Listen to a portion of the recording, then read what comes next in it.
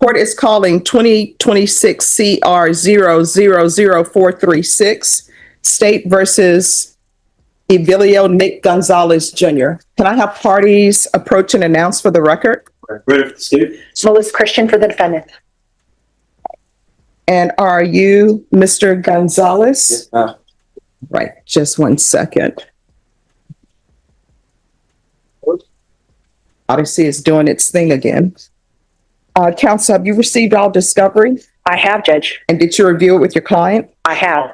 Court will find that the state is in compliance with discovery. Mr. Gonzalez, did you review the application for deferred adjudication with your attorney? Did you understand it and sign it? Yes, ma'am.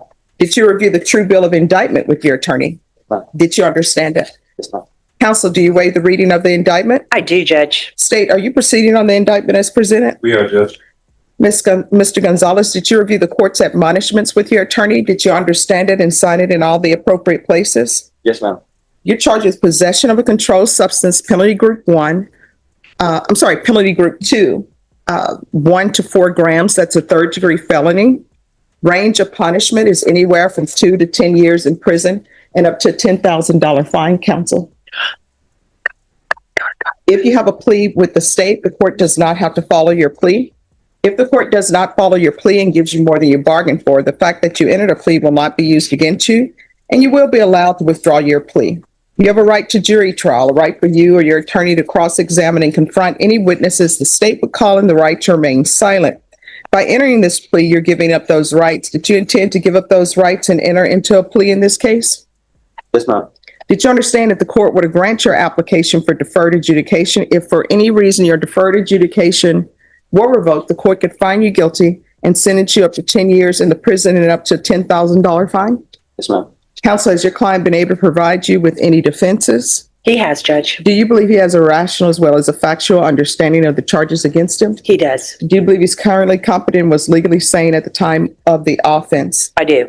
Mr. Gonzalez, has anyone threatened you, coerced you, or placed you in fear to get you to enter the plea? No, ma'am. Anyone promised you anything other than the plea? No, ma'am. Are you satisfied with the way you've been represented? Yes, ma'am. If you're not a U.S. citizen, by entering this plea, you will be deported, denied naturalization, and re-entry. Did you understand? Yes, ma'am.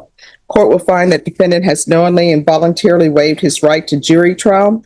Did you review the plea bargain page with your attorney? Did you understand it? Yes, ma'am. According to the plea, the state is requesting a $1,000 fine be probated, and they're asking that you be placed on deferred adjudication. Did you understand that to be the plea? Yes, ma'am. Defense? Yes, Judge. State? Yes, ma'am. Did you review the waiver of appeal paragraph with your attorney? Did you understand it and sign it in both places? Yes, ma'am. By signing that, you're waiving your right to appeal. The only items that can be appealed are written pretrial motions that have been filed, heard, and ruled upon by the court. Did you understand? Yes, ma'am. Counsel, have any such motions? No, Judge. Outside the agreement, the state is recommending that your community supervision be for a term of 6 years. There'll be a TAP evaluation, 100 hours of community service restitution, MRT, regular UAs, and the DOEP course. Did you understand those were recommendations from the state and the court does not have to follow those recommendations? Yes, ma'am. Then to the offenses charged, how do you plead? Guilty, not guilty, or no contest? No comment. State any evidence. Judge, we have state exemption number 1 and all attachments. We have no objections. All right, state, you may be excused. Thank you, Judge. Did you review the waiver and stipulations with your attorney? Did you understand it and sign it in all the appropriate places? Yes, ma'am. Again, did you understand you have a right to jury trial, a right for you or your attorney to cross-examine and confront any witnesses the state would call in the right to remain silent? Yes, ma'am. Did you understand that today the state will be presenting evidence in the form of witnesses' statements and police reports, but most importantly, there'll be no live testimony? Did you understand? Yes, ma'am. Court will find that defendant has knowingly and voluntarily waived and consented to stipulation of testimony and stipulations. Court will accept into evidence states exhibits 1 and attachments, and the court will review the same.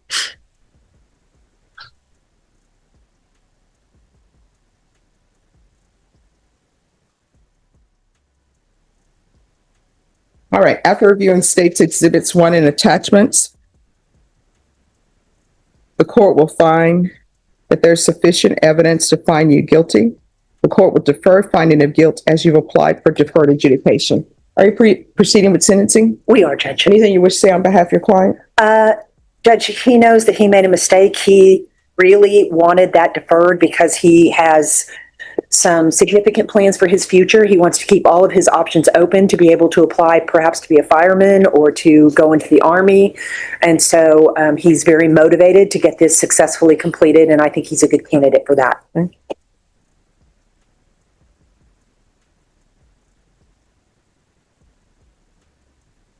All right, how old are you? 22 years old now. All right, and who is Brittany Mata? My wife, slash baby's mother. All right, how many children do you have?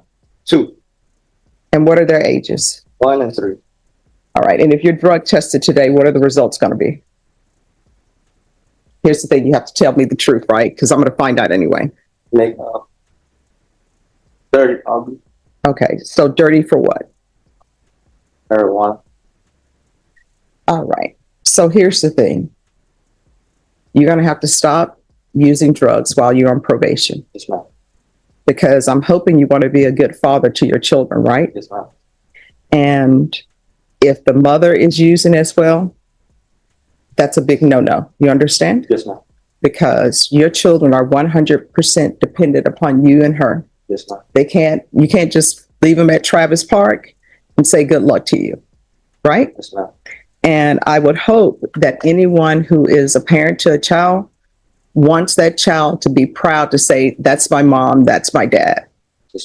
So you are where you are right now, but hopefully this is not the end for you. You can improve. Yes, All ma'am. right. So how far did you go in school? I made it to 9th grade, high school. Right from the jump, this looks like a routine drug case, but pay attention because what seems like a simple possession charge is about to turn into a full life evaluation. And trust me, Judge Boyd doesn't miss details. All right. Is there a reason why you dropped out? I went to jail. I did a year in there. I got out for like a month. Then I went back. Then I got sentenced to TJD for 18 months. And I got released when I was 17 years old. By the time I was 17 years old, I started working and I started making a living for myself. Okay. All right. So this is not the end for you. You still have a chance to do great things, Yes, ma'am. right? You just made it a little bit harder for yourself, but it's not the end. So you work, what do you do? I'm a self-employed landscaper. I run a business, masonry, landscaping, synthetic grass. Mhm. That's about it. Okay. And the tattoo up here, who is that? My mother, she passed away when I was 11 years old. Oh, I'm sorry to hear that. You know, I always tell people, if you're going to get a name tattooed on your body, children's names are always a safe bet because you're always supposed to love them. Mother's name is a safe bet because they're always supposed to love you. Yes. All right. So your mother's death, has that ever been addressed with you, or do you need some help addressing that? I've been a counseling and therapist when I was 12 to 13. Mm-hmm. And that's about it. I went to Lower Ridge for about 30 days to 90. Okay. I got released from that, and I've never had counseling since then. All right. Well, if you want some counseling, probation will be able to provide it, but you just got to let them know. Okay. Yes, ma'am. And here's the thing, for this probation, make sure you always report. Okay. Yes, ma'am. Right. So what do you need from me that you think will help you be successful on this probation? What could help you get your life on track? I believe my life is on track already. I just made a mistake. Well, now these are choices. Okay. Yeah, this is my choice. It's just a bad choice I had made. Okay.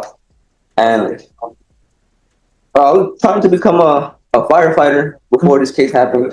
Okay. But I had to go to a class, I believe.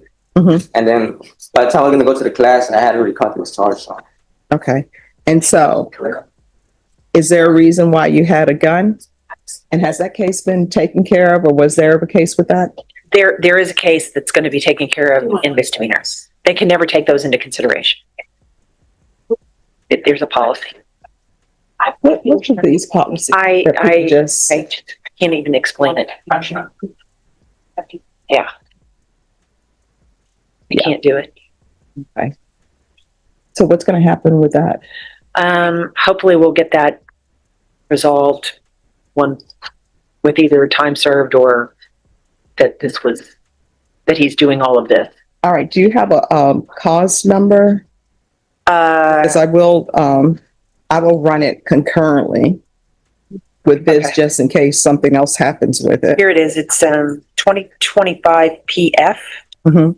18215 18215. 215, and it's in County Court at Law 15. Okay. All right. This is what the court will do. Court is going to sentence you to 3 years deferred adjudication. Thank you, Judge. There's $1,000 fine that's going to be probated. And I can pay that whenever, or is there a time? No, you don't have to pay that. If you successfully complete the probation, you're not going to owe $1,000. And she'd rather the $1,000 go towards your babies. Yes, Thank you so much. you're welcome. There's going to be 100 hours, 200 hours of community service restitution. I'm going to order parenting classes. Once you've completed the parenting classes, 100 hours of those, of the community service hours will be deemed satisfied. And counsel, I can tell you right now, if you want to be a firefighter, if you want to be in the military, you're going to have to be clean and sober. Yeah. Yes, ma'am. So what I can tell you, if you are able to provide proof that you've been accepted into the military or accepted as a firefighter, I will, off the record. This is serious third-degree felony, means up to 10 years in prison. But here's the twist. He's applying for deferred adjudication. That's basically a second chance. If he doesn't mess it up, question is, can he actually stay clean? So, and then, Ms. Abrams, do we have any type of trauma support in case he needs that? Judge, we can do an ACEs, referral or All right, they're going to do an ACEs referral for you. If you decide, hey, I'm not ready, just let them know, but it'll probably help you out, okay? Yes, ma'am. We're going to do regular reporting by Zoom or in person, regular random UAs, proof of employment within 45 days, no employment as a home health care provider or with minors, field visits 1 time per month for 6 months. I'm going to order sober support meetings once per week. For every sober support meeting you complete, 1 hour will be deducted from your community service restitution. And Ms. Abrams, make sure they test him for levels. So no more. They're testing your levels. Do you understand? Yes, ma'am. The levels have to go down. Yes, ma'am. Okay. And we'll do a TAP evaluation out of custody. And if they recommend inpatient treatment, we'll start with supportive outpatient treatment. Probation, is there anything else? Is there anything else you need from me in order to be successful? I was wondering about my GED because I think I need that in order to go to the Army. I had got a GED online, but they said that it doesn't work to go to the Army. So it's like a 3rd level, I believe. All right. So if you speak with probation, can you give him information concerning where to obtain his GED? See how that worked? You asked, and boom, they're going to help you with that. Okay. Think about this moment. He's giving up his right to trial to fight the case, everything for a chance at probation. Would you take that risk or roll the dice in court? Right. Anything else you need from the court? That's about it, ma'am. All right. Did you review the document entitled Trial Court Certification of Defendant's Rights to Appeal with your attorney? Did you understand it and sign it? Yes, ma'am. All right. Because this is a plea bargain agreement, because I follow your plea bargain agreement, and because you waive your right to appeal, you do not have the court's permission to appeal. Do you understand? Yes, ma'am. Ms. Abrams, one other thing. Is there any need for you to have weapons? No, ma'am. All right. Ms. Abrams, should this be a no possession of firearm? All right. So we're going to do no possession weapons. And this will run concurrently with 2025 PF 18215. All right, good luck to you. If you need anything, be sure to let probation know, and whatever you do, do not disappear. Yes, ma'am. Okay? Thank you so much. You're welcome. Good luck to Have a you. good day. You too. Now the narrative changes. This isn't just about drugs anymore. Firefighter dreams, military goals, a future on the line. This is exactly where Judge Boyd starts, looking beyond the crime and into the person. And there it is, honesty, but also a red flag admitting he'd fail a drug test during sentencing. That's risky. This could have gone very differently depending on the judge's mood. This is classic Judge Boyd turning a courtroom into a life lesson. She's not just sentencing him, she's holding him accountable as a father, and honestly, this might hit harder than any prison sentence.